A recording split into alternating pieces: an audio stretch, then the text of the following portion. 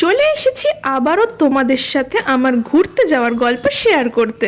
আগের ভিডিওতে তো তোমরা দেখেইছো আমরা জয়সলমীর থেকে মাউন্ট আবু চলে এসেছি, আর আজ রেডি হয়ে নিয়েছি মাউন্ট আবুর সাইট সিনের জন্য। প্রথমে গিয়েছিলাম একটা শিব মন্দির, তারপর নাক্কি লেক, আর তারপর ইউনিভার্সাল পিস হলে। আর এই যে মন্দিরটা দেখছো এটাও কিন্তু আরো একটা শিব মন্দির, আর এই মন্দিরের কিন্তু একটা বিশেষত্ব আছে। এই জায়গায় আগে চাষবাস করা হতো, আর চাষ করতে গিয়েই একদিন চাষিরা দেখতে পান মাটির মধ্যে থেকে কিছু একটা দেখা যাচ্ছে, যেটা দেখতে কিন্তু একদম শিবলিঙ্গের মতো। আর তারপরই সেই শিব ঠাকুরকে কেন্দ্র করেই তৈরি হয় এই মন্দির। এই মন্দির দেখার পর আমরা গিয়েছিলাম একটা জৈন টেম্পেলে। আজকের বাদবাকি লোকেশনের মতো জৈন টেম্পেলেও কিন্তু ক্যামেরা অ্যালাউ ছিল না। তো দুপুরে রেস্টুরেন্ট থেকে খাওয়া দাওয়া সেরে বিকেলে চলে গিয়েছিলাম মাউন্ট আবুর সানসেট পয়েন্টে। আর সানসেট দেখতে যাওয়ার রাস্তায় দেখি পাশের জঙ্গল থেকে ভাল্লুকও বেরিয়ে এসেছে।